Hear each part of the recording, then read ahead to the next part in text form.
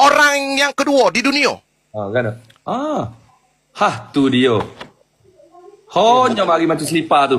Allah ni bagi ni payah. Memang kalau view tengok malam ni rezeki dia. Hanya mari macam selipar tu. Hanya sudu. Oh, gelo topi ni. Kalau duduk di Bukit Bitir tu kita panggil don adak dah tu. Oh, ni bagi ni payah sungguh bagi ni. Memang tak ada ni. Kalau Malaysia kita sore. Bukan payah boleh nak pakai apa payah tu. Oi, payah. Kalau pergi PV ni orang tengok ni dulu pada BLV ni. Orang tengok ni dulu. Oh, rezeki si awak lah 5.2 malam ni. Rezeki si awak. Kenapa? Kalau kita tengok tu tak gimana tu. Macam kena pi. Bukan api.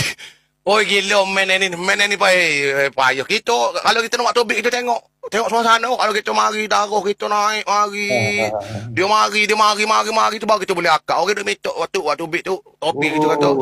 Kita kena tengok orang kata gawa juga. Gawa macam kalau kena dengan suasana, kena dengan apa view apa baru kita boleh. Kalau tidak payah nak tobik ke ni. Dah kita tanyalah, ada tak sejarah apa ni? Kucing-kucing mati ke wak gali wak macam kecok ada tak? Wak macam kecok. Tak ada lagi setakat ni. Tapi tengok mainnya dia tu nak kita ketu dah tu. Nak gila katu dah.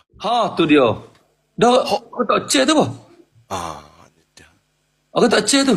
Mananya masa PKP pakai gun ni je. Pakai gun ni ni. Tak perlu emas dah tu kalau PKP tu pakai gun ni. Dek.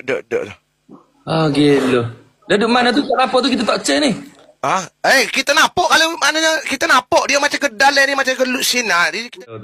Oh, ni gak Kalau duduk belakang gak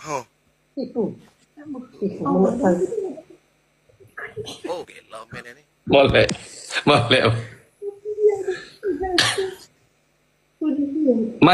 Mike tak dengar. Set kita.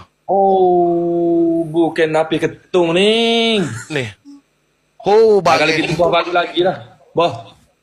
Ni ibu nak tengok ni. Tapi napi ketung ni. Bu! Indah illallah. Bu! Topi napi ketung buat ni panggil bu. Berapa ni? Kau ni 800,000 ya. Allah. Ni kita sore ya dari dunia ni kita ada. Tu ayah ada tu. Kita sore ada. Kalau kita tengok ni, macam